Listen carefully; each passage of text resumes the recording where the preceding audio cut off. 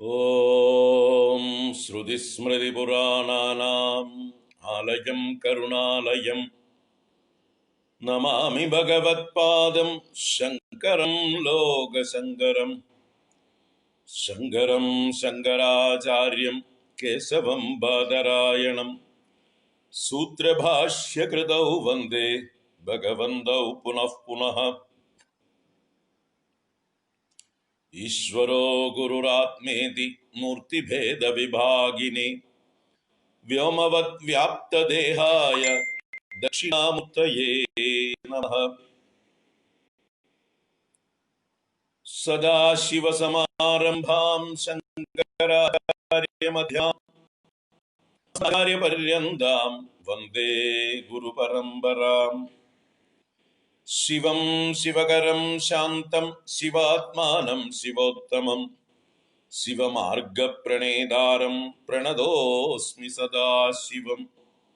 സർവമംഗളമാംഗല്യേ ശിവേ സർവാർത്ഥസാധികേ ശരണ്യേ ത്രംബകേ ഗൗരി നാരായണി നമോസ്തുതേ. ഓം അജ്ഞാനാന്തർഗഹനപതിതാൻ ആത്മവിദ്യോപദേശൈഃ ത്രാതും ലോകാൻ ഭവതവശിഖാതാപസംപച്യമാനാൻ മുക്ത്വാ മൗനം വടവിടവിനോ മൂലതോ നിഷ്പദന്തി. ശംഭോ മൂർത്തിശ്ചരതി ഭുവനെ ശങ്കരാചാര്യരൂപാ. ശംഭോ മൂർത്തിശ്ചരതി ഭുവനെ ശങ്കരാചാര്യരൂപാ.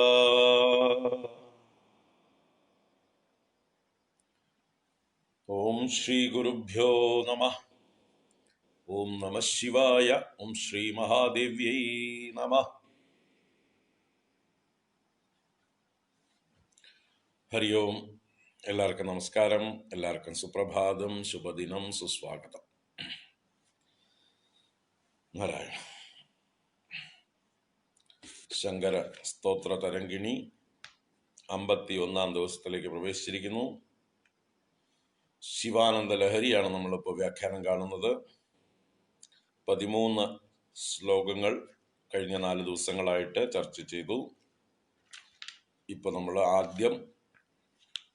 ആദ്യത്തെ 3 ശ്ലോകങ്ങളും പിന്നെ 11, 12, 13 3 ശ്ലോകങ്ങളും ചൊല്ലുകയാണ്. എന്നിട്ട് നമുക്ക് കിടക്കാം. ഓം കലാഭ്യാം ചൂഡാലങ്കൃത ശശികലാഭ്യാം നിജതപഫലാഭ്യാം ഭക്തേഷു പ്രകടിതബലാഭ്യാം ഭവതു മേ. ശിവാഭ്യാം അസ്തോകത്രിഭുവന ശിവാഭ്യാം ഹൃദി പുനർഭവാഭ്യാം ആനന്ദസ്ഫുരദനുഭവാഭ്യാം നതിരിയം. ഗളന്തി ശംഭോ ത്വച്ചരിതസരിത കിൽബിഷരജോ ദളന്തീധീകുല്യാ സരണിഷു പദന്തി വിജയദാം. ദിശന്തി സംസാരഭ്രമണ പരിതാപോപശമനം വസന്തീമച്ഛേദോ ഹൃദഭുവി ശിവാനന്ദലഹരി. ത്രയീവേദ്യം ഹൃദ്യം ത്രിപുരഹരമാദ്യം ത്രിനയനം ജഡാഭാരോദാരം ചലദുരഗഹാരം മൃഗധരം മഹാദേവം ദേവം മയി സദയഭാവം പശുപതിം ചിദാലംബം സാംബം ശിവമതിവിഡംബം ഹൃദി ഭജേ.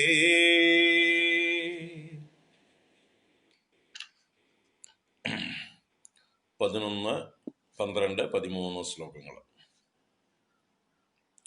വടുർവാഗേഹി വായതിരപി ജഡീവാ തദിതരോ നരോ വാ യഃ കശ്ചിദ് ഭവതി ഭവ കിം തേന ഭവതി.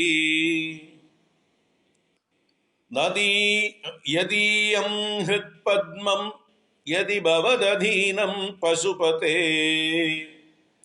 തദീയസ്ത്വം ശംഭോ ഭവസി ഭവഭാരം ച വഹസി.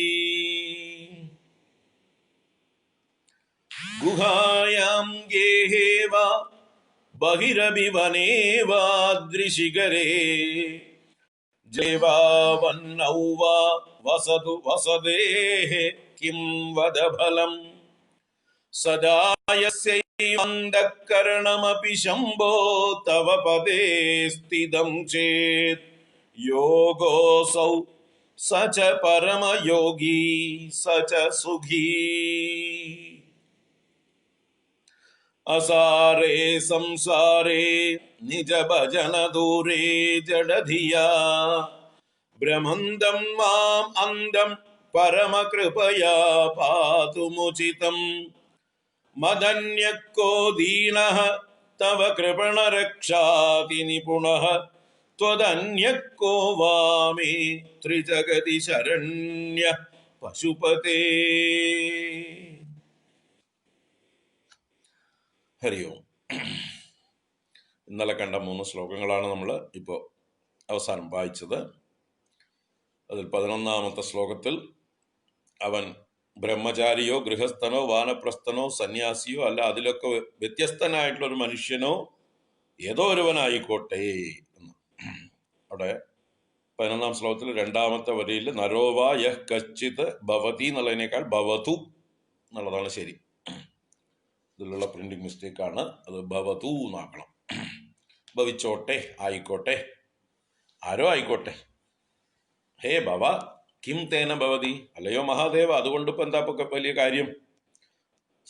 ഒരാളുടെ ആശ്രമമോ അല്ലെങ്കിൽ അയാളുടെ വ്യക്തിത്വമോ അല്ല കാര്യങ്ങളെ നിശ്ചയിക്കുന്നത്. പിന്നെയോ യദീയം ഹൃത്പദ്മം യദി ഭവദധീനം പശുപതേ, ആരുടെ ഹൃദയകമലമാണോ അങ്ങയുടെ അധീനത്തിലായിരിക്കുന്നത് ഹേ പശുപതേ, തദീയസ്ത്വം ശംഭോ, ഹേ ശംഭോ ത്വം തദീയഃ ഭവസി, അങ്ങ് അവൻ്റേതായി ഭവിക്കുന്നു.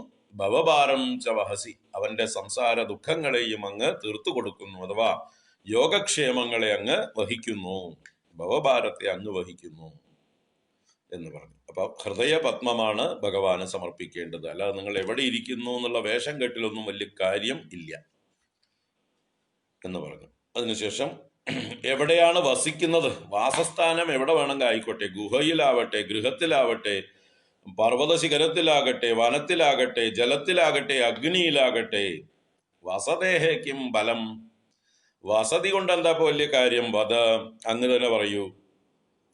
അപ്പോ സദാ എപ്പോഴും യസ്യൈവ അന്ധഃകരണമപി ശംഭോ തവ പദേ സ്ഥിതം ചേത്, ആരുടെ അന്ധഃകരണമാണോ അങ്ങയുടെ പാദങ്ങളിൽ ഉറച്ചിരിക്കുന്നത്, അസൗ യോഗ, അതാണ് ശരിയായ യോഗം, സച പരമയോഗി, അവനാണ് യഥാർത്ഥ യോഗി, സച സുഖി, ആ യോഗിയാണ് യഥാർത്ഥ സുഖിയും, അവനാണ് ആനന്ദം അനുഭവിക്കുന്നവൻ.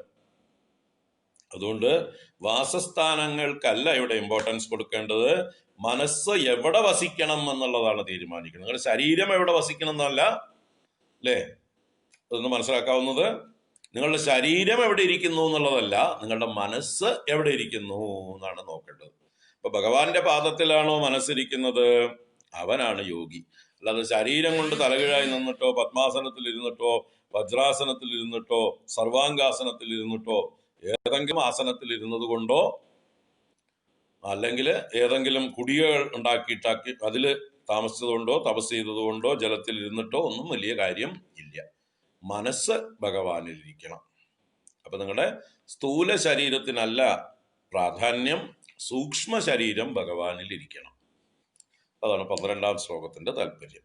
അത് കഴിഞ്ഞ് 13ാം ശ്ലോകത്തില് ഞാൻ ജഡബുദ്ധി കൊണ്ട് ഭഗവാനെ ഭജിക്കുന്നതിൽ നിന്ന് വളരെ വിമുഖനായി അസാരമായ സംസാരത്തിൽ ഭ്രമിച്ചുകൊണ്ടേയിരിക്കുന്നു.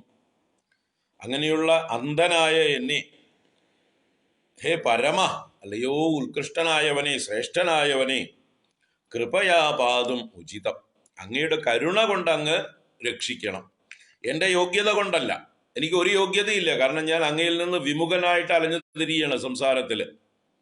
അപ്പൊ അങ്ങയുടെ കൃപയാ പാതും ഉചിതം, അങ്ങയുടെ കൃപ കൊണ്ടാണ് അങ്ങ് പാലിക്കേണ്ടത്. എന്നെ പോലൊരു ദീനൻ വേറെയുണ്ടോ? അങ്ങയെ പോലെ ലോകത്തിലെ ശരണ്യനും കൃപണന്മാരെ രക്ഷിക്കുന്നതിൽ നൈപുണ്യമുള്ളവനുമായിട്ട് വേറെ ആരാണുള്ളത്? അങ്ങല്ലേ പശുപതി, ഞാനല്ലേ പശു. അപ്പൊ ഒരു പശുവിന് വല്ല വിവരമുണ്ടോ? ആ പശു പല ആപത്തിലേക്ക് നടന്നു പോകും. അപ്പൊ പശുവിനെ രക്ഷിക്കുന്നവരുടെ ഡ്യൂട്ടിയാണ് എന്ത്? പശുവിനെ ആപത്തിലേക്ക് പോകാതെ നോക്കുക, അല്ലെ? പശുക്കൾ വഴിതെറ്റി വല്ല കാട്ടിലേക്കൊക്കെ പോകുമ്പോൾ പശുവിനെ പാലിക്കുന്ന ഗോപാലന്മാരെന്ത് ചെയ്യും? അതിനെ അവിടുന്ന് ആട്ടിക്കൊണ്ടുവരും, നേരായ വഴിയിലേക്ക് കൊണ്ടുവരും. പശുവിനെ വിട്ടുകഴിഞ്ഞാൽ അത് അതിന്റെ പാട്ടിന് പോകും. അപ്പൊ പശുവിന് വിവരമില്ലാത്തത് കൊണ്ട്, വിവേകമില്ലാത്തത് കൊണ്ട്, അതിന് സ്വന്തം ഹിതം എന്താണെന്ന് അറിയാത്തത് കൊണ്ട് ആ പശുവിനെ എങ്ങനെയാണോ പശുപാലന്മാർ നയിക്കുന്നത്, അതുപോലെ ദീനനായ പശുവായ എന്നെ പശുപതിയായ പ്രഭുവായ അങ്ങ് രക്ഷിക്കണം. അങ്ങേപോലെ ശക്തനായിട്ടും യോഗ്യനായിട്ടും വേറൊരാള് ഇല്ല എന്ന് 13-ാം ശ്ലോകത്തിലും പ്രാർത്ഥിച്ചു. ഇനി തുടർന്ന് 14-ാം ശ്ലോകവും സമാനമായിട്ടുള്ള ആശയമാണ്. നോക്കാം. പ്രഭുസ്ത്വം ദീനാനാം ഖലു പരമബന്ധുഃ പശുപതേ പ്രമുഖ്യോഹം തേഷാം അപി കിമുത ബന്ധുത്വമനയോഃ ത്വയൈവ ക്ഷന്തവ്യാ ശിവ മദപരാധാശ്ച സകലാഃ പ്രയത്നാത് കർത്തവ്യം മദവനം ഇയം ബന്ധുസരണിഃ. അതിന്റെ മലയാളം വായിക്കാം. 14 മലയാളം. ദീനന്മാർ കുറ്റബന്ധു പരമശിവ ഭവാൻ, ദീനരിൽ മുമ്പനും ഞാൻ എന്നല്ല നമ്മൾ തമ്മിൽ പറകിലൊരു തരം ബന്ധവും കൂടിയില്ലേ. എന്നും സർവേശനങ്ങുന്നിവനുടെ പിഴകൾക്കൊക്കെ മാപ്പേകി വേഗം നന്നായി പാലിപ്പതിനായി തുനിയണമിതുതാൻ ബന്ധുകൃത്യം നിനച്ചാൽ. നല്ലോണം ഭഗവാന്റെ അടുത്ത് ന്യായം പറഞ്ഞ് വിലപേശാനൊക്കെ അറിയാം എന്ന് പറയാം. ആർക്ക്? ആദിശങ്കര ഭഗവത് പാദർക്ക്. എന്താ പറയണത്? പ്രഭുസ്ത്വം ദീനാനാം ഖലു പരമബന്ധു പശുപതേ. ഹേ പശുപതേ, ജീവന്മാരാകുന്ന പശുക്കളെ മുഴുവൻ രക്ഷിക്കുന്നവനെ പശുപാലക, ലോകരക്ഷക. ത്വം പ്രഭുഹു, ആർക്ക്? ദീനാനാം. അപ്പൊ ദീനന്മാരായിരിക്കുന്ന എല്ലാവർക്കും പ്രഭുവായിരിക്കുന്ന, രക്ഷകനായിരിക്കുന്ന ആള് അങ്ങല്ലേ. ഖലു, ഖലു എന്നുള്ളത് പ്രസിദ്ധിയെ സൂചിപ്പിക്കുന്നു. തീർച്ചയായിട്ടും അങ്ങ് തന്നെയാണ് ദീനന്മാർക്ക് മുഴുവൻ യജമാനൻ. അവശന്മാരായിട്ടുള്ള ആളുകളെ മുഴുവൻ രക്ഷിക്കുവാൻ യോഗ്യനായിട്ടുള്ള ആള്. അങ്ങനെയുള്ള അങ്ങ് പരമബന്ധുഹു പ്രഭുഹു, എല്ലാവർക്കും പരമബന്ധുവാണ്. സാധാരണ ബന്ധുവല്ല, പരമബന്ധു. സാധാരണ ബന്ധുക്കളൊക്കെ നമുക്ക് ആപത്ത് വന്നു കഴിഞ്ഞാൽ ഓടിപ്പോവും. പല ബന്ധുക്കളും അങ്ങനെയാണ്. നമുക്ക് എന്തെങ്കിലും നന്മകൾ ഉണ്ടാവുമ്പോ, ധനം ഉണ്ടാവുമ്പോ, യശസ് ഉണ്ടാവുമ്പോ, വിജയം ഉണ്ടാവുമ്പോഴൊക്കെ നമ്മുടെ കൂടെ കൊണ്ടാടാൻ ധാരാളം ബന്ധുക്കൾ ഉണ്ടാവും. നമുക്ക് ഏതെങ്കിലും ആപത്തുകൾ വന്നു കഴിഞ്ഞാൽ തിരിഞ്ഞു നോക്കാനുണ്ടാവില്ല ഇവരൊന്നും. കടം ചോദിച്ചാലോ എന്ന് പറഞ്ഞ് പേടിച്ചോടും. നമുക്ക് ദാരിദ്ര്യം വന്നാൽ അവരുടെ ഇന്ന് കടം ചോദിച്ചാലോ സഹായം ചോദിച്ചാലോ എന്ന് പറഞ്ഞ് പേടിച്ചോടും.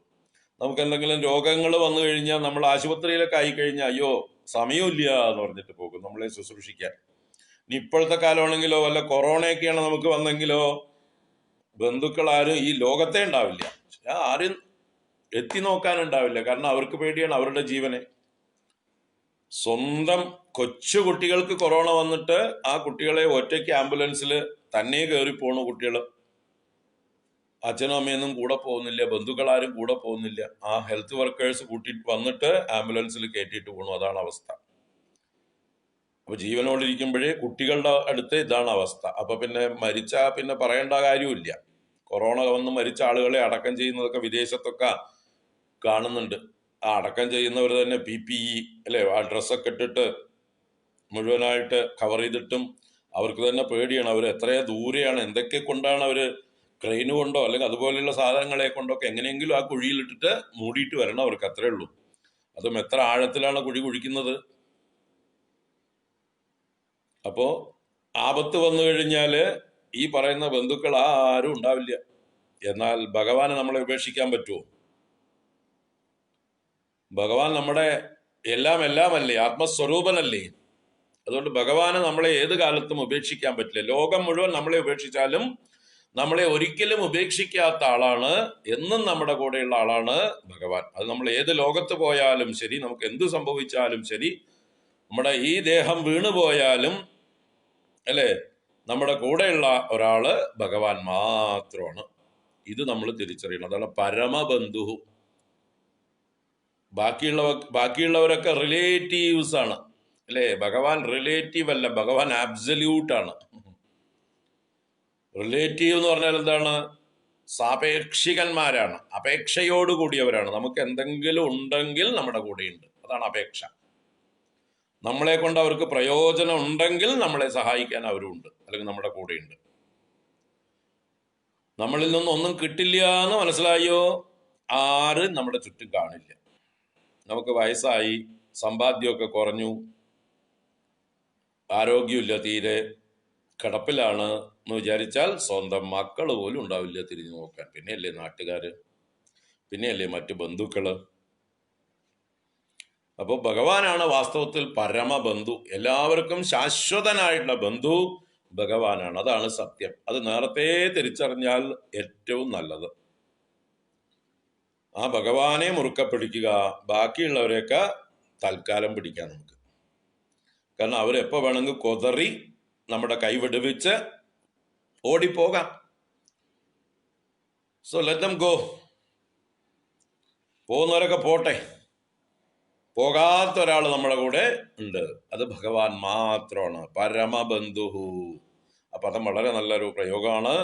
പ്രഭുസ്ത്വം ദീനാനാം ഖലു പരമബന്ധു പശുപതേ പ്രമുഖ്യോഹം തേഷാം അപി കിമുത ബന്ധുത്വമനയോഃ.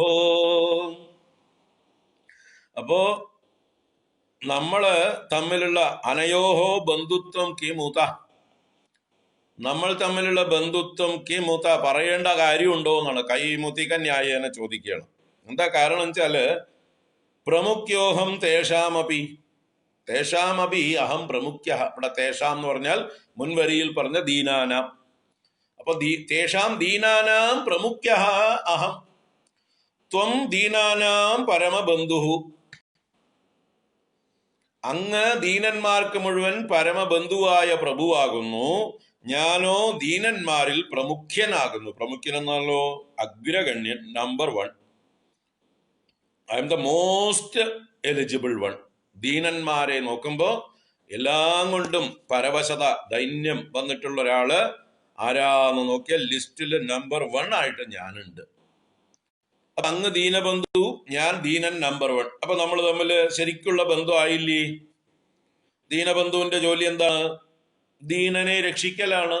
അപ്പൊ നമ്മൾ തമ്മിലുള്ള ബന്ധം വെച്ച് നോക്കിയാൽ ഏറ്റവും നല്ല ബന്ധമാണ്. അതാണ് കിമുത അനയോഹോ ബന്ധുത്വം. ഈ ദീനബന്ധുവായിരിക്കുന്ന അങ്ങും ദീനനായിരിക്കുന്ന ഞാനും തമ്മിലുള്ള ബന്ധത്തെ കുറിച്ച് പിന്നെ പറയാനുണ്ടോ? അല്ലെങ്കിൽ പിന്നെ അങ്ങയുടെ പേര് മാറ്റണം കേട്ടോ. ഏത്? ദീനബന്ധു എന്നുള്ള പേരങ്ങോട്ട് മാറ്റിക്കോളൂ. ദീനബന്ധു എന്നുള്ള പേര് മാറ്റിയിട്ട് അങ്ങ് എന്റെ ബന്ധു അല്ല എന്ന് പറഞ്ഞോളൂ. പക്ഷെ അത് അങ്ങേക്ക് സാധിക്കുമോ? അത് അങ്ങേക്ക് ഭൂഷണമാണോ? ലോകം മുഴുവൻ അങ്ങയെ ദീനബന്ധു എന്ന് വിളിക്കുമ്പോ എല്ലാവരും കൃപാസമുദ്രമായി അങ്ങയെ കാണുമ്പോ തീർച്ചയായിട്ടും അങ്ങേക്ക് അതിൽ നിന്ന് രക്ഷപ്പെടാൻ പറ്റില്ല. അതുകൊണ്ട് അങ്ങ് ദീനബന്ധു നമ്പർ 1 ആണ്, ഞാനോ ദീനൻ നമ്പർ 1 ആണ്. അതുകൊണ്ട് നമ്മൾ തമ്മിലുള്ള ബന്ധം ഇന്റിമേറ്റ് ആയിട്ടുള്ള ബന്ധമാണ് അല്ലേ, ഏറ്റവും അടുത്ത ബന്ധമാണ്. ഒരു ആവശ്യക്കാരനും ഒരു കൺസ്യൂമറും ഒരു വെണ്ടറും ഒരു കച്ചവടക്കാരനും തമ്മിലുള്ള ബന്ധം പോലെയാണ് നമ്മൾ തമ്മിലുള്ള ബന്ധം അല്ലേ. ഏതെങ്കിലും ഒരു സാധനം വിൽക്കുന്ന ഒരാൾക്ക് അയാളുടെ ഏറ്റവും നല്ല ഉപഭോക്താവല്ലേ അയാളുടെ ഏറ്റവും നല്ല ബന്ധു. നിരന്തരം അയാളുടെ നിന്ന് സാധനങ്ങൾ വാങ്ങിക്കുന്ന ഒരു ഉപഭോക്താവാണ്. ഒരു പച്ചക്കറി കച്ചവടക്കാരനാണെങ്കിൽ അയാളുടെ നിന്ന് നിത്യം ധാരാളം പച്ചക്കറി വാങ്ങിക്കുന്ന ആളാണ് അയാളുടെ ബന്ധു, അയാളെ ഏറ്റവും സഹായിക്കുന്ന ആള്. ഒരു സ്വർണ്ണ കച്ചവടക്കാരന് അയാളുടെ നിന്ന് എപ്പോഴും സ്വർണം വാങ്ങിക്കുന്ന അമ്മയാണ് ഏറ്റവും പ്രിയപ്പെട്ട ബന്ധു. ആ റിലേഷൻഷിപ്പ് അവരത് കീപ്പപ്പ് ചെയ്യും എപ്പോഴും, അല്ലെ? ഇന്നത്തെ കാലത്താണെങ്കിൽ ഡെയിലി എന്ന് പറഞ്ഞ ഒരു മെസ്സേജ് വന്നുകൊണ്ടേയിരിക്കും, ഓർമ്മിപ്പിച്ചുകൊണ്ടേയിരിക്കും, നമ്മൾ ബന്ധുക്കളാണ് കേട്ടോ, നമ്മൾ ബന്ധുക്കളാണ് കേട്ടോ, നമ്മൾ ബന്ധുക്കളാണ് കേട്ടോ എന്ന്. അപ്പൊ അങ്ങനെയാണെങ്കിൽ അങ്ങയുടെ റോള് ദീനബന്ധു, എന്റെ റോള് ദീനൻ. അതുകൊണ്ട് നമ്മൾ തമ്മിലുള്ള ബന്ധുത്വത്തെ കുറിച്ച് ചോദിക്കാനുണ്ടോ? കേ മൂത്ത എന്ന് ചോദിച്ചാൽ പിന്നെ പറയണോ ആണ് അതിന്റെ അർത്ഥം. പറയേണ്ടതുണ്ടോ? അതിനാണ് കൈമുതിക ന്യായം എന്ന് പറയുന്നത്. കിമുത എന്നുള്ള ഭാവമാണ് കൈമുതികം. കൈമുതിക ന്യായം എന്ന് പറഞ്ഞാൽ പറയേണ്ടതുണ്ടോ എന്നർത്ഥം. ഇപ്പൊ പ്രമുഖ്യോഹം തേഷാമപി കിമുത ബന്ധുത്വമനയോഹോ ത്വയൈവ ക്ഷന്തവ്യാഃ ശിവ മദപരാധാശ്ച സകലാഃ. ഹേ ശിവ, അല്ലയോ മംഗളമൂർത്തേ, മത് അപരാധാശ്ച സകലാഃ ത്വയായേവ ക്ഷന്തവ്യാഃ. ദീനനായിട്ടുള്ള എന്റെ ഭാഗത്തു നിന്ന് അപരാധങ്ങൾ ചെയ്തുകൊണ്ടേയിരിക്കുക എന്നുള്ളത് എന്റെ സ്വഭാവമാണ്, എന്റെ പ്രകൃതിയാണ്. ഞാൻ അവശനാണ്. ഒരു പശു വഴിതെറ്റിപ്പോയിക്കൊണ്ടിരിക്കുക എന്നുള്ളത് പശുവിന്റെ സ്വഭാവമാണ്. അതിനെ നേരായ വഴിക്ക് നയിക്കുക എന്നുള്ളത് പശുപതിയായ പശുപാലകന്റെ ഡ്യൂട്ടിയാണ്. ആ പശു വഴിതെറ്റി എന്ന് പറഞ്ഞിട്ട് ആ പശുവിനെ വല്ലാതെ അടിച്ച് കൊല്ലുവോ? ചിലപ്പോ ഒരടിയൊക്കെ ദേഷ്യപ്പെട്ടിട്ട് അടിക്കും. അടിച്ചു കൊല്ലില്ലല്ലോ. അടിച്ചു കൊന്നാ പിന്നെ പശുവിന്റെ പണി കഴിഞ്ഞില്ലേ, പിന്നെ പാല് കറക്കണ്ടല്ലോ. അപ്പൊ വഴി നേരെയാക്കാൻ വേണ്ടി ഒരു ശിക്ഷ കൊടുത്തു എന്നല്ലാതെ അതിനെ തല്ലിക്കൊല്ലാൻ ഉദ്ദേശമൊന്നും, അത്ര ശത്രുതയൊന്നും ആർക്കില്ല, പശുപാലകനില്ല. അപ്പൊ അതുപോലെ ഞാനും പലപ്പോഴും വഴിതെറ്റും, പല അപരാധങ്ങളും ഞാൻ ചെയ്യും. അതൊക്കെ ചെയ്യുമ്പോഴും അങ്ങയുടെ കർത്തവ്യമാണ് എന്ത്? എന്റെ അപരാധങ്ങളൊക്കെ ക്ഷമിക്കുക എന്നുള്ളത്. മത് അപരാധാശ്ച സകലാഃ ത്വയായേവ ക്ഷന്തവ്യാഃ. അങ്ങയാൽ തന്നെ ക്ഷമിക്കപ്പെടേണ്ടതാണ്. കാരണം അങ്ങ് ശിവനല്ലേ, അങ്ങ് മംഗളമൂർത്തിയല്ലേ. മംഗളമൂർത്തിയും ക്ഷമാമൂർത്തിയുമായിരിക്കുന്ന കാരുണ്യമൂർത്തിയായ അങ്ങ് എന്റെ തെറ്റുകളൊക്കെ പൊറുക്കണം. ഞാൻ വഴിതെറ്റി സംസാരത്തിലേക്ക് ഇങ്ങനെ പോയിക്കൊണ്ടിരിക്കും, വിഷയഭോഗങ്ങളുടെ പുറകെ മരുമരീചിക തേടി പോയിക്കൊണ്ടേയിരിക്കും, അങ്ങയിൽ നിന്ന് വിമുഖനായിക്കൊണ്ടേയിരിക്കും. അപ്പോ അങ്ങ് തന്നെ അങ്ങയോട് പിടിച്ചു കെട്ടണം. പശുവിനെ പാശം കൊണ്ട് ബന്ധിക്കുന്നത് പോലെ അങ്ങ് തന്നെ സ്നേഹം കൊണ്ട്, കാരുണ്യം കൊണ്ട് എന്നെ അങ്ങയിലേക്ക് ബന്ധിക്കണം. ത്വയൈവ ക്ഷന്തവ്യാഃ ശിവമദപരാധാശ്ച സകലാഃ പ്രയത്നാത് കർത്തവ്യം മദവനം ഇയം ബന്ധുസരണിഃ. അങ്ങയുടെ പ്രയത്നാത് കർത്തവ്യം മദവനം. മദവനം എന്ന് പറഞ്ഞാൽ മദീയം, അവനം എന്ന് പറഞ്ഞാൽ രക്ഷ. അവനം ചെയ്യുക, രക്ഷിക്കുക. അപ്പൊ എന്റെ രക്ഷ പ്രയത്നാത് കർത്തവ്യം, അത് അങ്ങ് പ്രയത്നപൂർവം തന്നെ ചെയ്യേണ്ടതാണ്, അങ്ങയുടെ കർത്തവ്യമാണ്. It is your duty. അതിലിപ്പോ എന്ത് ബുദ്ധിമുട്ടുണ്ടെങ്കിലും അങ്ങ് അത് ചെയ്തേ പറ്റൂ, അത് ഒഴിവാവാനൊന്നും പറ്റില്ല. കാരണം ഇയം ബന്ധുസരണി, ഇതാണ് ബന്ധുക്കളുടെ മര്യാദ. ബന്ധുസരണി എന്ന് പറഞ്ഞാൽ ബന്ധുക്കളുടെ മാർഗം. ഇതാണ് ആ എന്താ പറയുക, ബന്ധുക്കളുടെ ഡ്യൂട്ടി, ഫോർമാലിറ്റി, പ്രോട്ടോകോൾ. ബന്ധു എന്ന് അറിയപ്പെടണമെങ്കിൽ ബന്ധുക്കൾക്ക് എന്തെങ്കിലും ദുഃഖങ്ങൾ ഉണ്ടാകുമ്പോൾ അവരെ രക്ഷിക്കുക, അവരുടെ കൂടെ നിൽക്കുക. A friend in need is a friend in deed. ഒരു യഥാർത്ഥ ഫ്രണ്ട് ആവശ്യം വരുമ്പോൾ സഹായിക്കുന്നവനാണ്. അതുപോലെ ആപത്ത് വരുമ്പോൾ കൂടെ നിൽക്കുന്ന മിത്രമാണ് ബന്ധു. അപ്പൊ അത് അങ്ങയുടെ മര്യാദയാണ്, ബന്ധുക്കളുടെ ഉത്തരവാദിത്വമാണ്, അല്ലെ? നമ്മുടെയൊക്കെ പണ്ടത്തെ കാലങ്ങളിലൊക്കെ ഒരു ബന്ധുക്കളുടെ ഗൃഹത്തിൽ ഒരു ആപത്തുണ്ടായാൽ ബാക്കിയുള്ള ബന്ധുക്കളൊക്കെ അവിടെ ഓടിക്കൂടുകയും വേണ്ടതൊക്കെ ചെയ്യും. ആ ആപത്താൽ ബാധിക്കപ്പെട്ട ആളുകൾ അവിടെ മിണ്ടാതിരുന്നാൽ മതി. ഒരു മരണം ഉണ്ടായ വീട്ടിലാണെങ്കിൽ ആ വീട്ടില് ബാക്കി ആ മരിച്ച ആളുടെ അടുത്ത ആളുകൾ ഒന്നും ചെയ്യേണ്ട ആവശ്യമില്ല. അവര് ആ വിഷമത്തിൽ അങ്ങനെ ദുഃഖിച്ചിരിക്കുകയാണ്. അപ്പൊ ആ വീട്ടിൽ ആവേണ്ട കാര്യങ്ങളൊക്കെ ആരാ നോക്കുക? വന്നു ചേർന്ന ബന്ധുക്കളാ നോക്കുക. മറ്റു വരുന്നതായിട്ടുള്ള ആളുകളെയൊക്കെ സ്വീകരിച്ച് ഈ ഇവിടേക്ക് കൊണ്ടുവന്ന് കാണിച്ചു കൊടുക്കലും ഓരോരുത്തരെയും കാണിച്ചു കൊടുക്കലും അതുപോലെ ഈ കരയുന്നവരെയൊക്കെ ആശ്വസിപ്പിക്കലും വന്നവരോടൊക്കെ വിശേഷങ്ങളൊക്കെ പറയലും അത് കഴിഞ്ഞ് അടക്കാനുള്ളതായിട്ടുള്ള കാര്യങ്ങളൊക്കെ ഒരുക്കലും അത് കഴിഞ്ഞ് വന്നു കഴിഞ്ഞാൽ എല്ലാവർക്കും വേണ്ട ഭക്ഷണങ്ങളൊക്കെ ഒരുക്കലും എല്ലാം ആരുടെ പണിയാണ്? ബന്ധുക്കളുടെ പണിയാണ് അല്ലേ? അപ്പോൾ ആപത്ത് വന്നു കഴിഞ്ഞാൽ സഹായിക്കുക എന്നുള്ളതാണ് ബന്ധുക്കളുടെ മര്യാദ. ചിലപ്പോൾ 15 ദിവസം 16 ദിവസം ഈ മരണം കഴിഞ്ഞിട്ടുള്ള പെല എന്ന് പറയുന്നതായിട്ടുള്ള വാലായ്മയൊക്കെ ഉണ്ടാവുമ്പോൾ ആ വീട്ടിൽ പാചകം ഒന്നും ചെയ്യില്ല. അപ്പോൾ ഓരോ ദിവസം ഓരോ ബന്ധുക്കളുടെ വീട്ടിൽ നിന്ന് ഭക്ഷണം കൊണ്ട് കൊടുക്കുമായിരുന്നു. ഇന്നിപ്പോൾ അതൊന്നും ഇല്ല. അവനവൻ്റെ വീട്ടിൽ അവനവന് വേണ്ട ഭക്ഷണം ഉണ്ടാക്കുന്നില്ല ആൾക്കാർ. പിന്നെയല്ലേ അല്ലേ, കാറ്ററിംഗ് എന്ന് വിളിച്ച് ഓർഡർ കൊടുക്കും. അതാണ് ഇപ്പോൾ എളുപ്പം. അപ്പോൾ ആ ബന്ധുമര്യാദയൊക്കെ മറന്നു. ആ മറ്റത് കാറ്ററിംഗ് വരെ ഉണ്ടായിരുന്നില്ല പണ്ടൊന്നും. വലിയ വിശേഷങ്ങൾക്ക് മാത്രം അതിലുള്ള സ്പെഷ്യലിസ്റ്റുകളായിട്ടുള്ള ആളുകൾ 2-3 പേരുണ്ടാവും. ബാക്കി നാട്ടുകാരൊക്കെ സഹായിച്ചുകൊണ്ടാണ് എല്ലാം ചെയ്യുക. അപ്പൊ ബന്ധുസരണി എന്ന് പറഞ്ഞാൽ ബന്ധുമര്യാദ, ബന്ധുക്കളുടെ പ്രോട്ടോകോൾ, ഫോർമാലിറ്റി എന്നൊക്കെ പറയുന്ന ആ മര്യാദ. അതാണ് അങ്ങയുടെ ഡ്യൂട്ടിയാണ്. എന്ത്? എൻ്റെ രക്ഷ. മദവനം ഇയം ബന്ധുസരണി. അപ്പൊ എനിക്ക് എന്ത് തെറ്റ് വന്നാലും ആപത്ത് വന്നാലും എപ്പോഴും എന്നെ രക്ഷിക്കുക എന്നുള്ളത് അങ്ങ് പ്രയത്നാത് കർത്തവ്യം. അതങ്ങ് ബോധപൂർവം കർത്തവ്യമായിട്ട് തന്നെ ചെയ്യേണ്ടതാകുന്നു. അല്ലാതെ എനിക്ക് സ്വയം രക്ഷിക്കാനുള്ള കഴിവൊന്നും ഇല്ല. ഞാനൊരു മൂഢനാണ്, സംസാരിയാണ്, അജ്ഞാനിയാണ്, വഴിതെറ്റിപ്പോയിക്കൊണ്ടേ ആപത്തുകളിൽ ചെന്ന് ചാടിക്കൊണ്ടേയിരിക്കും എന്ന്. പ്രഭുസ്ത്വം ദീനാനാം ഖലു പരമബന്ധുഃ പശുപതേ പ്രമുഖ്യോഹം തേഷാമപി കിമുത ബന്ധുത്വമനയോഃ ത്വയൈവ ക്ഷന്തവ്യാഃ ശിവമദപരാധാശ്ച സകലാഃ പ്രയത്നാത് കർത്തവ്യം മദവനം ഇയം ബന്ധുസരണിഃ. ഭഗവാനോട് ഒരു അവകാശം പോലെ ചോദിച്ചു വാങ്ങുകയാണ്, അങ്ങയുടെ കർത്തവ്യം എൻ്റെ രക്ഷ എന്ന്. അടുത്ത ശ്ലോകം 15-ാം ശ്ലോകം. ഉപേക്ഷാ നോ ചേത് ന ഹരസി ഭവധ്യാന വിമുഖാം ദുരാശാഭൂയിഷ്ടാം വിധിലിപിം അശക്തോ യദി ഭവാൻ ശിരസ്തദ്വൈധാത്രം ന ഖലു സുവൃത്തം പശുപതേ കഥം വാ നിർയത്നം കരനഖമുഖേനൈവ ലുളിതം. ഉപേക്ഷാ നോ ചേത് ന ഹരസി ഭവധ്യാന വിമുഖാം ദുരാശാഭൂയിഷ്ടാം വിധിലിപിമശക്തോ യദി ഭവാൻ ശിരസ്തദ്വൈദാത്രം ന ഖലു സുവൃത്തം പശുപതേ കഥം വാ നിർയത്നം കരനഖമുഖേനൈവ ലുളിതം.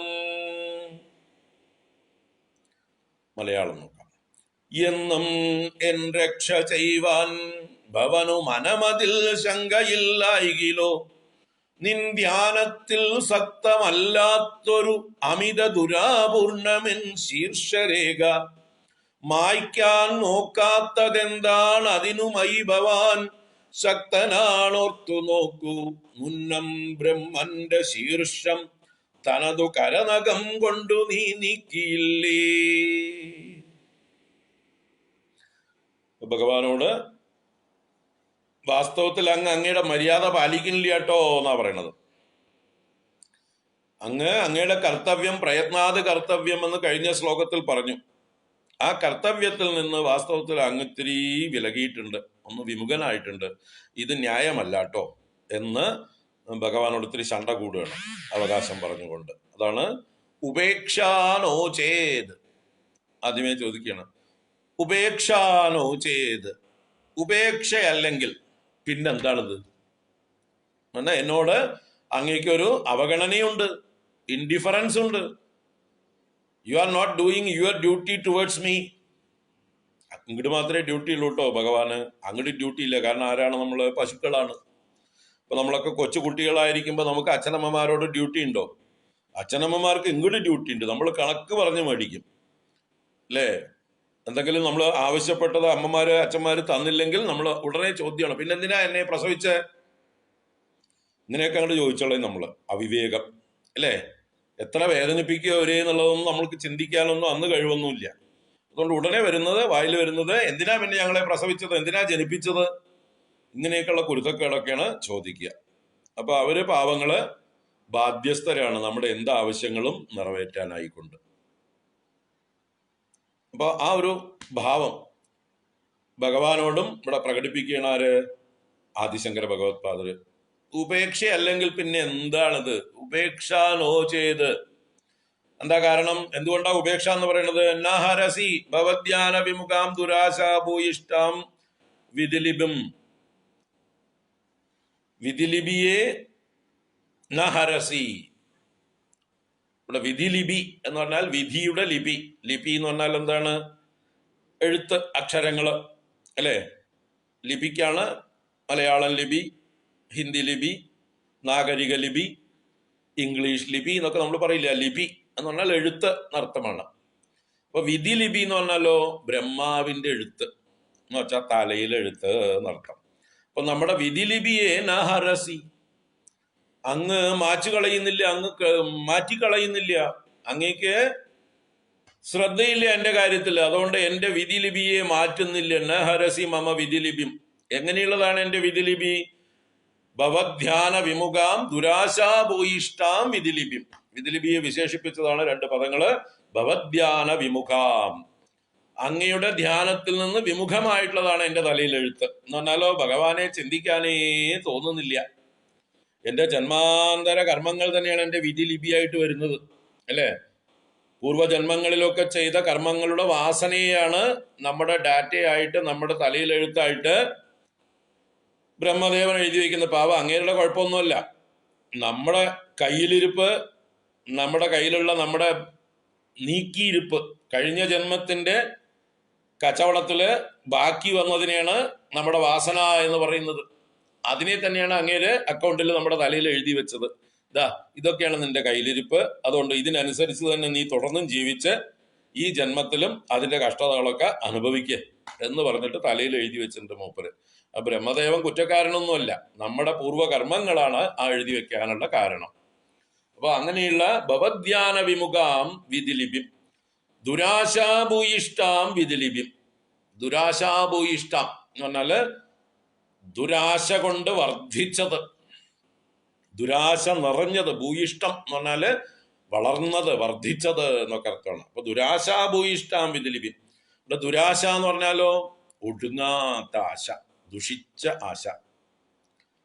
ആശ എന്ന് പറഞ്ഞാൽ തന്നെ അറ്റമില്ലാത്തത് എന്നാണ് വാക്കിന്റെ അർത്ഥം. ആശ എന്നതിന് അറ്റമില്ലാത്തത് എന്നാണ്. എന്താ കാരണം? ആശ എന്നുള്ളത് ദിക്കിന്റെ പര്യായമാണ്. അതിനെ തന്നെയാണ് നമ്മളിവിടെ ആഗ്രഹം എന്നുള്ള അർത്ഥത്തിലും പ്രയോഗിക്കുന്നത്.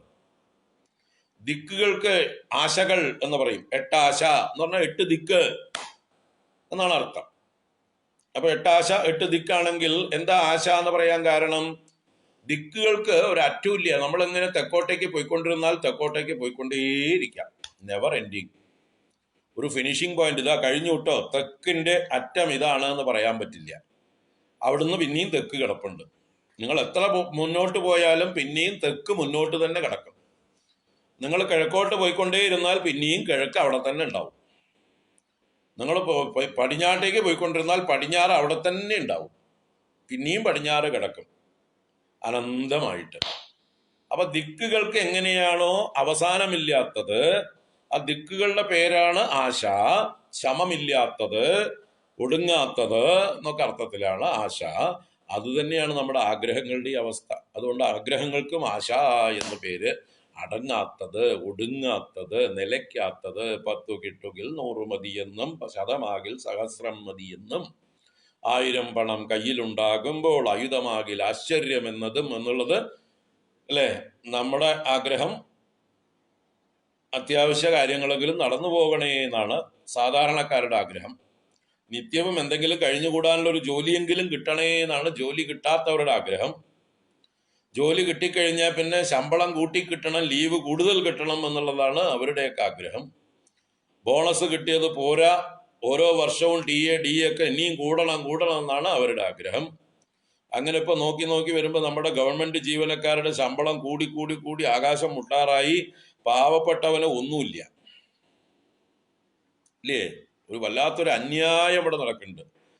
കേരളം എന്നുള്ളതായിട്ട് ഇവിടുത്തെ ജനസംഖ്യയുടെ 2%, 2.5% ഉള്ളിൽ ഒതുങ്ങുന്ന സർക്കാർ ജീവനക്കാരുടെ ശമ്പളവും ബോണസും പെൻഷനും മറ്റ് ആനുകൂല്യങ്ങളും കൊടുക്കാൻ വേണ്ടി 98% ആളുകളുടെയും അധ്വാനം. ഇവർക്ക് കഷ്ടപ്പാടുകൾ മാത്രം ബാക്കി. കൃഷിക്കാരായിട്ടുള്ള പാവങ്ങൾ ആത്മഹത്യ ചെയ്തുകൊണ്ടേയിരിക്കുകയാണ് പണിയെടുത്തിട്ട്. അതുപോലെ ഓരോ രംഗത്തും പണിയെടുക്കുന്നവർക്ക് കാര്യമായിട്ട് മെച്ചമൊന്നുമില്ല, കഷ്ടപ്പാടുകൾ ബാക്കി.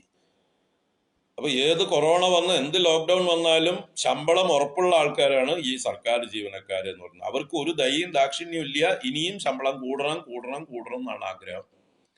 വീട്ടിൽ 2 ജോലിക്കാരുണ്ട്, 2 പെൻഷൻകാരുണ്ട്. ആ 2 പെൻഷൻകാർക്കും 50,000 വീതം പെൻഷൻ ഉണ്ട്. എന്താ ചെയ്യേണ്ടതെന്ന് തന്നെ അറിയില്ല. ഇവരെയൊക്കെ തീറ്റിപ്പോറ്റേണ്ടത് പാവം അന്നന്നാളത്തെ ഭക്ഷണത്തിന് വഴിയില്ലാത്ത ആൾക്കാർ. പറഞ്ഞതിൽ കൂടുതൽ സർക്കാർ ഉദ്യോഗസ്ഥർ കേൾക്കുന്നുണ്ടാവും, പെൻഷൻകാർ കേൾക്കുന്നുണ്ടാവും. എന്നോട് ദേഷ്യപ്പെടേണ്ട, കാര്യം പറയുകയാണ്. സാധാരണക്കാരുടെ തലത്തിൽ നിന്ന് ചിന്തിച്ചുകൊണ്ട് പറയുകയാണ്. നിങ്ങളും അപ്രകാരം ചിന്തിക്കുക. എന്നിട്ട് അതിന് എങ്ങനെ പാവങ്ങൾക്ക് നിങ്ങളെ കൊണ്ട് ആവുന്ന കോമ്പൻസേഷൻ കൊടുക്കാൻ പറ്റും എന്ന് ചിന്തിക്കുക. ചിന്തിക്കണം. മറ്റുള്ളവർക്കും എന്താണ് അവരുടെ അവസ്ഥ എന്ന് ചിന്തിക്കണം. പറഞ്ഞു വന്നത് ദുരാശാഭൂയിഷ്ട, ആശയ്ക്ക് ഒരു അടക്കവും ഇല്ല, ഒടുങ്ങാത്ത ആശ. ദുരാശാഭൂയിഷ്ടാം ഭവദ്ധ്യാന വിമുഖാം വിധിലിപിം നഹരസി. അങ്ങ് മാച്ചു കളയുന്നില്ല, അതിനെ നശിപ്പിക്കുന്നില്ല. ഇത് എന്നോടുള്ള ഉപേക്ഷയല്ലേ? യാതൊരു സംശയമില്ല. ഉപേക്ഷ നോചേ നഹരസി ത്വം. ഇനി അങ്ങ് അയ്യോ വിധിലിപിയോ അത് മായ്ക്കാനൊന്നും എനിക്ക് അധികാരമില്ല എന്ന് അങ്ങ് പറയണമെങ്കിൽ അത് വെറും നുണയാണ്. അതാണ് അടുത്ത് പറയണത്. അശക്തോ യതി ഭവാൻ അശക്തഃ യതി. അങ്ങ് വിധിലിപിയെ മാറ്റാൻ ശക്തിയില്ലാത്തവനാണെന്ന് പറഞ്ഞ് ഒഴിവ് പറയുകയാണെങ്കിൽ ഞാൻ സമ്മതിക്കില്ല. കാരണം എന്താ? ശിരസ്തദ് വൈദാത്രം നഖലു സുവൃത്തം പശുപതേ. ഭഗവാനോട് ചോദ്യം ചോദിക്കണം. ഹേ പശുപതേ, സുവൃത്തം, ഇത് നല്ലോണം അറിയപ്പെടുന്ന കാര്യമല്ലേ? അങ്ങയുടെ ഈ ചരിത്രം ഫേമസ് അല്ലേ? ലോകം മുഴുവൻ അറിയുന്നതല്ലേ? ഏത് കാര്യം? തദ് വൈദാത്രം ശിരഃ നഖലു നഖലു എന്നാണ് തിരിച്ചിടണം. നഖലു അങ്ങ് നുള്ളിയെടുത്തില്ലേ? എന്ത്?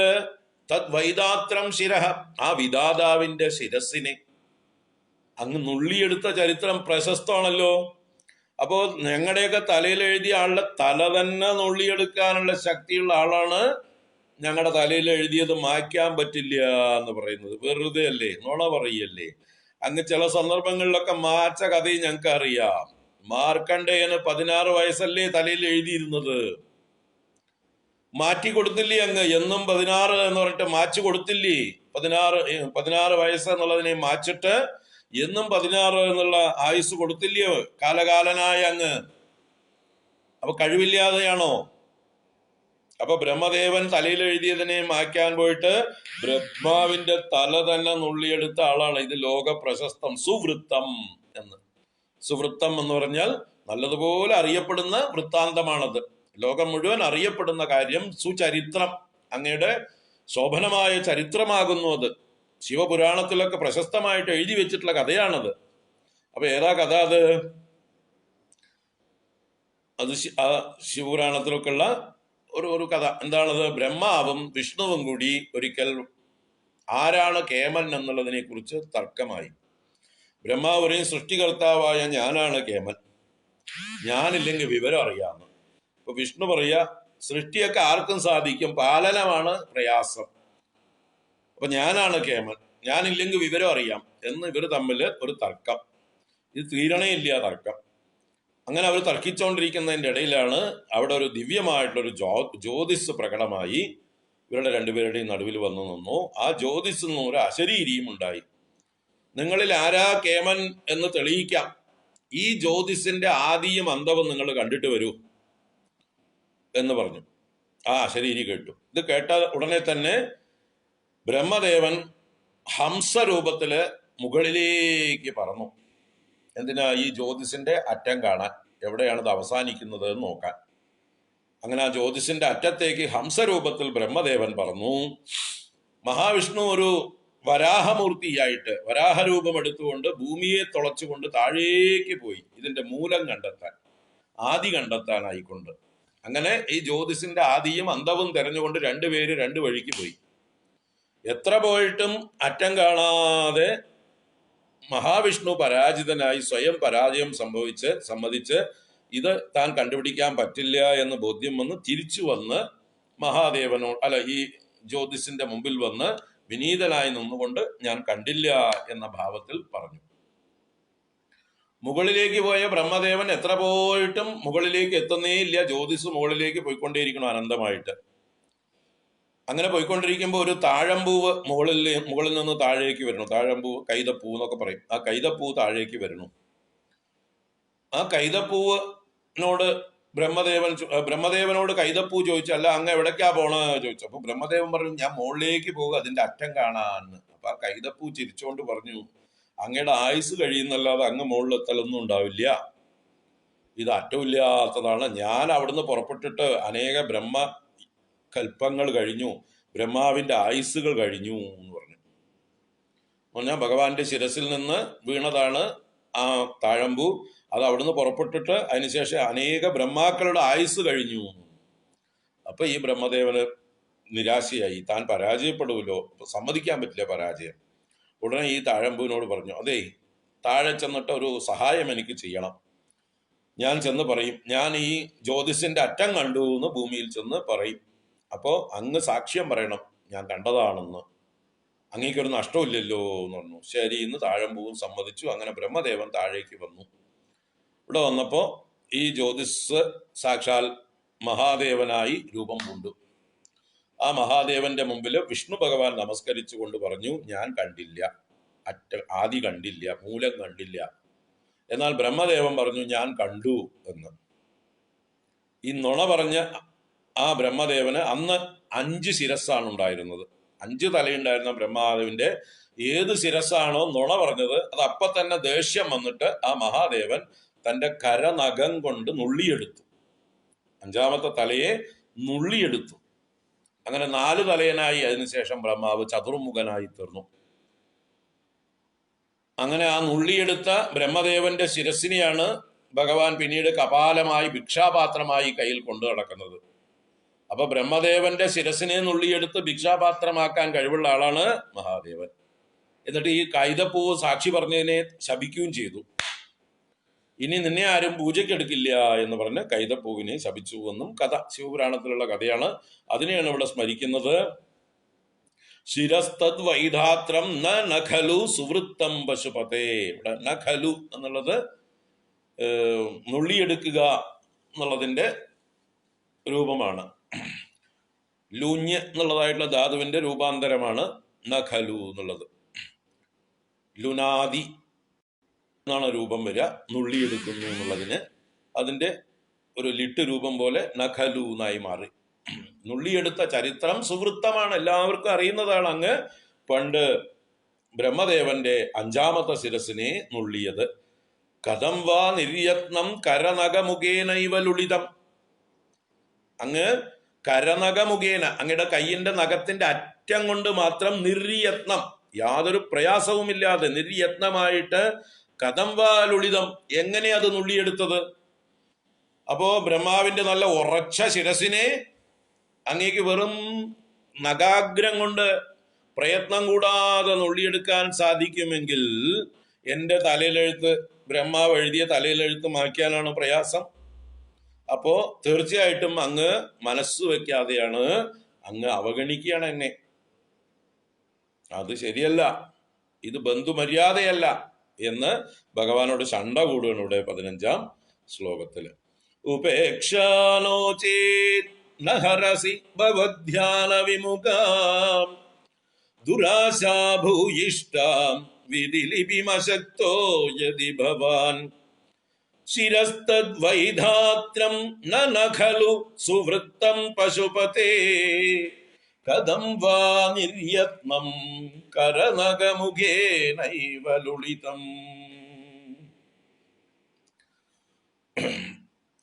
ഇതേ കഥയെ ബേസ് ചെയ്തിട്ടുള്ളതാണ് അടുത്ത ശ്ലോകവും. 16-ാമത്തെ ശ്ലോകം.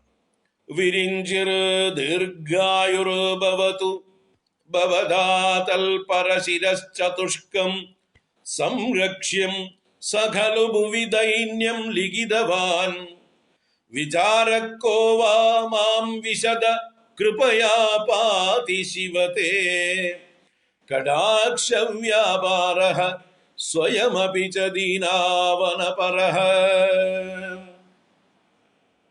വിരിഞ്ചിർ ദീർഘായുർഭവതു ഭവദാതൽ പരശിരശ്ചതുഷ്കം സംരക്ഷ്യം സഖലു ഭുവി ദൈന്യം ലിഖിതവാൻ വിചാരക്കോ വാ മാം വിശദ കൃപയാ പാതി ശിവതേ കടാക്ഷവ്യാപാരഃ സ്വയമപി ച ദീനാവനപരഃ.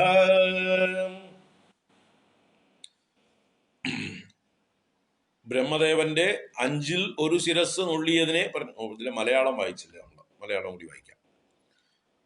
ഭൂവിൽ ദൈന്യം കുറിച്ചാ ബഹുമുഖൻ അധികം വാണിടാൻ വേണ്ടി മാത്രം താവൽ ശീർഷങ്ങൾ നാലിന്നവൻ 70 നീ കാത്തിടുന്നു നിതാന്തം അവണ്ണം ദൈന്യനാമൻ വിധിലിഖിതമതും നീക്കി രക്ഷിപ്പതിനായി ദേവാനിൻ സൽക്കടാക്ഷം പതിയുഗിലിവനും സ്വസ്ഥനായി തീരുമെന്നും. ഇത് വേണ്ടത്ര ആയിട്ടില്ല ഈ മലയാള തർജ്ജമ. ഈ ഉദ്ദേശിച്ച അർത്ഥം അല്ല, കുറച്ചൊരു മാറ്റമുണ്ട്, അതുകൊണ്ട് അത് അവഗണിക്കാം നമുക്ക്. എന്തായാലും ശങ്കരാചാര്യ പറഞ്ഞു നോക്കാം. വിരിഞ്ചിഹി ദീർഘായുർഭവതു, ഒരു അപേക്ഷ പോലെ ബ്രഹ്മാവിന് വേണ്ടി ഒരു റെക്കമെൻഡേഷൻ നടത്തുകയാണ്. ആര്? ഈ ആദിശങ്കര ഭഗവത്പാദർ. ആരോട്? മഹാദേവനോട്. അതെ, 5 തലയിൽ 1 നുള്ളിയെടുത്തു, ഇനിയേ ബാക്കിയുള്ള തലയും കൂടി നുള്ളണ്ട കേട്ടോ ആ പാവത്തിന്റെ. ഭവദാ തൽ പരശിരശ്ചതുഷ്കം സംരക്ഷ്യം.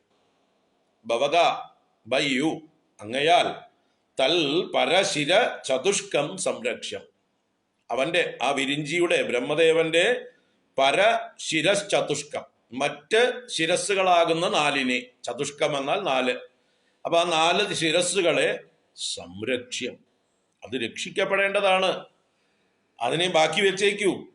വിരിഞ്ചി ദീർഘായുഹു ഭവതു, ആ വിരിഞ്ചൻ ബ്രഹ്മദേവൻ ദീർഘായുസ്സായിട്ടിരിക്കട്ടെ. അങ്ങയുടെ ദേഷ്യമൊന്നും അയാളുടെ നേരെ എന്നെ ചെന്ന് കാണിക്കണ്ട.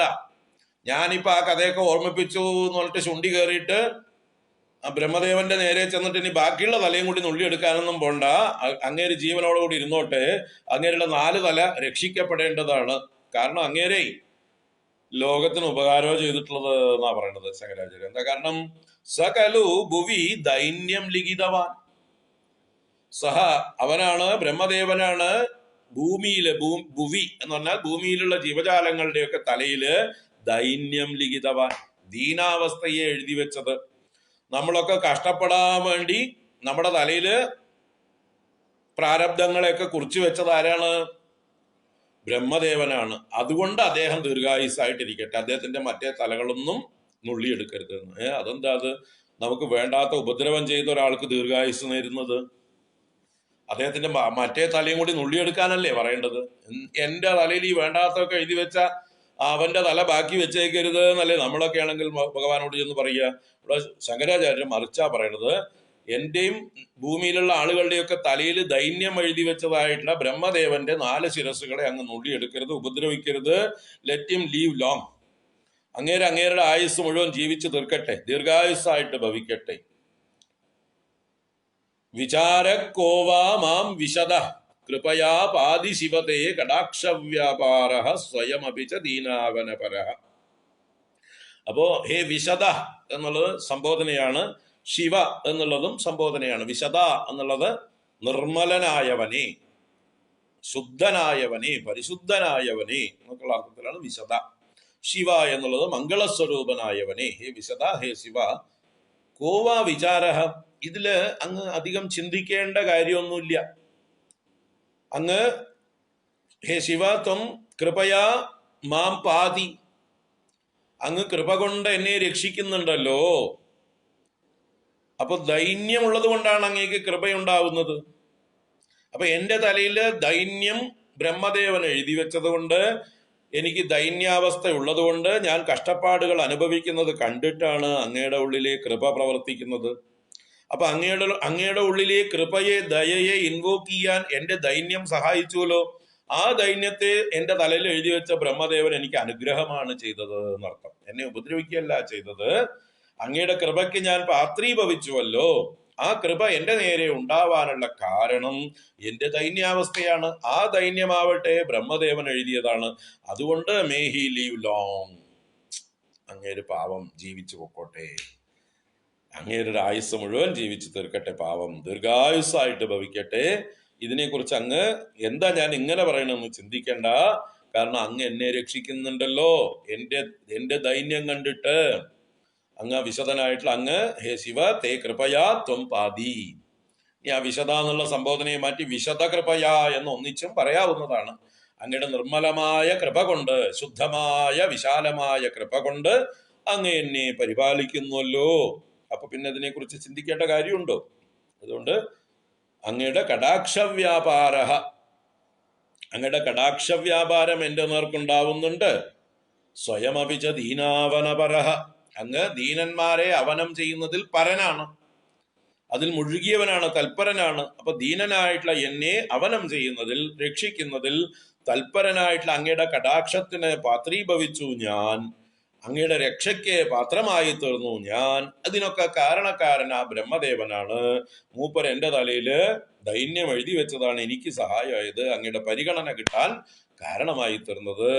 ക്യൂവിൽ എനിക്ക് മുമ്പിൽ വരാൻ പറ്റി, അർഹതയുള്ളവരിൽ ഏറ്റവും മുമ്പനായി തീർന്നു. അപ്പൊ അത് എഴുതി വെച്ച ബ്രഹ്മദേവനെ ഞാൻ കൃതജ്ഞതയോടെ സ്മരിക്കുന്നു, അദ്ദേഹത്തിന് ദീർഘായുസ് നേരുന്നു. ഇനിയും അദ്ദേഹം ആളുകളുടെ തലയിൽ ഇതുപോലെ തന്നെയൊക്കെ എഴുതി വെക്കട്ടെ. കാരണം അപ്പോഴേ അങ്ങയുടെ അനുഗ്രഹത്തിന് അവരൊക്കെ പാത്രീഭവിക്കുള്ളൂ. നേരെ മറിച്ച് ആളുകളുടെ തലയിലൊക്കെ നല്ലത് എഴുതി വെച്ചാല് അവരൊക്കെ സുഖത്തിന്റെ നെറുകയിൽ ഇരിക്കുകയാണെങ്കിൽ, ഐശ്വര്യവും സമൃദ്ധിയും സമ്പത്തും രോഗാദി ദുഃഖങ്ങളൊന്നും ഇല്ലാതെ ആരോഗ്യവും സൗന്ദര്യവും എല്ലാം നിറഞ്ഞ് സമ്പന്നന്മാരായിരുന്നാൽ അവരൊക്കെ ഈശ്വരനെ എന്നേക്കുമായി മറക്കും. ഒരു സൂചിക്കുഴയിലൂടെ ഒട്ടകത്തിന് വേണമെങ്കിൽ കടത്താം, ബൈബിളിൽ പറഞ്ഞതാണല്ലോ. ധനികന്മാർക്ക് സ്വർഗപ്രവേശം അത്ര പോലും സാധ്യമല്ല എന്ന് ബൈബിൾ അവരുടെ ഭാഷയിൽ പറഞ്ഞു. അതുപോലെ തന്നെയാണ് സമ്പത്തും ഐശ്വര്യവും ഒക്കെ വർദ്ധിക്കും തോറും നമുക്ക് മതം അഥവാ പ്രൈഡ്, അഹങ്കാരം വർദ്ധിച്ചു വരും. ഈശ്വര ചിന്ത ഉപേക്ഷിച്ച് പോകും. കാരണം ഞാൻ തൻ പോന്നവനാണ്, എനിക്ക് എന്തിനും കഴിവുണ്ട്, ഞാൻ വിചാരിച്ചാൽ ധനം കൊണ്ട് എന്തും വിലയ്ക്ക് വാങ്ങിക്കാം, എന്റെ സ്ഥാനമാനങ്ങൾ ഉപയോഗിച്ചുകൊണ്ട് ഞാൻ ഏത് കാര്യവും നേടും, എന്റെ സൗന്ദര്യവും ആയുസ്സും ആരോഗ്യവും ഒക്കെ എന്നും ഇങ്ങനെയൊക്കെ തന്നെ ഉണ്ടാവും എന്നിങ്ങനെയുള്ളതായിട്ടുള്ള മതം, അഹങ്കാരം നമുക്ക് സുഖ സൗകര്യങ്ങളൊക്കെ വർദ്ധിച്ചു വരുന്തോറും കൂടും, ഈശ്വര വൈമുഖ്യം കൂടും. അപ്പോ എന്റെ തലയിൽ ദൈന്യം എഴുതിയത് കൊണ്ടാണ് ഞാനിപ്പോ അങ്ങയുടെ നേരെ തിരിഞ്ഞതും അങ്ങ് എന്റെ നേരെ കാരുണ്യപൂർണം എന്നെ രക്ഷിക്കുന്നതും. ഇതിനൊക്കെ കാരണക്കാരനായ ബ്രഹ്മദേവനെ എനിക്ക് ശപിക്കാൻ പറ്റില്ല. അദ്ദേഹത്തിനെ ഞാൻ കൃതജ്ഞതാപൂർവം ആശംസിക്കുന്നു, അദ്ദേഹം ദീർഘായുസ്സായിട്ട് ഭവിക്കട്ടെ എന്ന്. വിരിഞ്ചിർദീർഘായുർഭവതു ഭവദാതൽ പരശിരശ്ചതുഷ്കം സംരക്ഷ്യം സകലു ഭുവി ദൈന്യം ലിഖിതവാൻ വിചാരക്കോ വാ മാം വിശദ കൃപയാ പാതി ശിവതേ കടാക്ഷവ്യാപാരഃ സ്വയമപി ച ദീനാവനപരഃ. അങ്ങയുടെ തേ കടാക്ഷവ്യാപാരഃ മാം കൃപയാ പാതി, അങ്ങയുടെ കടാക്ഷവ്യാപാരം തന്നെ എന്നെ കാരുണ്യം കൊണ്ട് രക്ഷിക്കുന്നു. അങ്ങ് സ്വയം ദീനാവനപരനും ആകുന്നു. അതുകൊണ്ട് അങ്ങയുടെ കടാക്ഷത്തിന് പാത്രമാക്കിയത് എൻ്റെ ദൈന്യമാണ്. ആ ദൈന്യം എഴുതിയ ബ്രഹ്മദേവൻ സ്വസ്ഥനായിരിക്കട്ടെ. അടുത്ത ശ്ലോകം നോക്കട്ടെ. ബലാദ്വാ പുണ്യാനാം മയി കരുണയാ വാ ത്വയി വിഭോ പ്രസന്നേ വിസ്വാമിൻ ഭവദമലപാദാബ്ജയുഗളം കഥം പശ്യേയം മാം സ്ഥഗയതി നമഃ സംഭ്രമജുഷാ നിലിംബാനാം ശ്രേണിഃ നിജ കനകമാണിക്യമകുടൈഃ ബലാദ്വാ പുണ്യാനാം മയി കരുണയാ വാ ത്വയി വിഭോ പ്രസന്നേ വിസ്വാമിൻ ഭവദമലപാദാബ്ജയുഗളം കഥം പശ്യേയം മാം സ്ഥഗയതി നമഃ സംഭ്രമജുഷാ നിലിംബാനാം ശ്രേണിഃ നിജ കനകമാണിക്യമകുടൈഃ. ഇവിടെ വേറൊരു പരിഭവം പറയണം, ഒരു കംപ്ലൈന്റ്. അത് കംപ്ലൈന്റ് പറയുകയാണെങ്കിലും അതിലൂടെ പരോക്ഷമായിട്ട് ഭഗവാന്റെ മഹിമയെയാണ് ഇവിടെ വർണ്ണിക്കുന്നത്. അപ്പൊ എന്താ പറയണത്? ആ മലയാളം കൂടി നോക്കാം. എൻ പുണ്യം കായ്ക്കയാലോ കരുണയടിയനിലങ്ങു കാണിക്കയാലോ സർവേശ നിൻ പദാബ്ജം ഇവനൊരവസരം കാണുവാൻ കിട്ടിടുമ്പോൾ ദേവന്മാർ വിഭ്രമത്തോട് അതിശുഭകരമാം നിൻ പദം കുമ്പിടുമ്പോൾ ഉമ്പർക്കുള്ള ശിരോഭൂഷകൾ ഇവനു തടസ്തങ്ങളാകുന്നുവല്ലോ. അതായത് ബലാദ്വാ പുണ്യാനാം, എന്റെ പുണ്യങ്ങളുടെ ബലാത് വാ, എന്റെ പുണ്യങ്ങള് പാകമായി ഫലിച്ചു. അല്ലെ? എങ്ങനെയാണോ നമ്മളൊരു ചെടികൾ നട്ടു കഴിഞ്ഞാൽ അത് പഴങ്ങൾ ഉണ്ടാവുന്നത്, മൂത്തു പഴുത്ത് കായ്കൾ ഉണ്ടാവുന്നത്, അതുപോലെ ഞാൻ മുമ്പ് വിത്ത് പതച്ചിരുന്നു, പുണ്യകർമ്മങ്ങളാകുന്ന വിത്തുകൾ. അതിന്റെ പരിഭാഗം വരുമ്പോഴാണ് നമുക്ക് ഭാഗ്യങ്ങൾ ഉണ്ടാവുക. അപ്പൊ അങ്ങനെ മമ പുണ്യാനാം ബലാദ്വാ, എന്റെ പുണ്യങ്ങളുടെ ബലമായിട്ടോ മയി കരുണയാവാ, എന്നോടുള്ള അങ്ങയുടെ കാരുണ്യം കൊണ്ടോ, ഇനിയിപ്പോ എന്റെ പുണ്യം കൊണ്ടാവില്ല, ചിലപ്പോ അങ്ങയുടെ കരുണയാവാ, മയി മയി എന്ന് പറഞ്ഞാൽ എന്റെ നേർക്കുള്ള എന്നിലുള്ള അങ്ങയുടെ കരുണ കൊണ്ടോ ആവാം.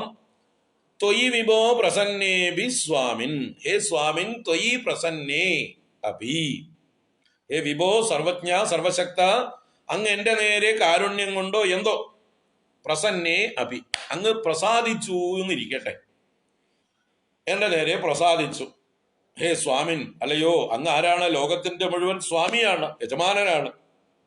അങ്ങനെയുള്ള അങ്ങയുടെ പാദകമലമൊന്ന് ഞാൻ കാണാന്ന് വിചാരിച്ച് വന്നാല് ഒരു നിവൃത്തിയില്ല, തിരക്കുകൊണ്ടേ. അതാണ് ഭവത് അമലപാദാബ്ജയുഗളം കഥം പശ്യേയം. കഥം പശ്യേയം, ഹൗ ക്യാൻ ഐ സീ?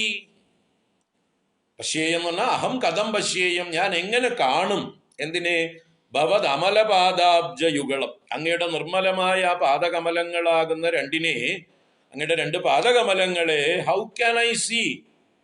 എനിക്ക് അവിടെ അടുത്തേക്ക് എവിടെ എത്താൻ പറ്റുന്നില്ല അങ്ങയുടെ പാദം കാണാനായിക്കൊണ്ട്. അപ്പോ എന്താ കാരണം?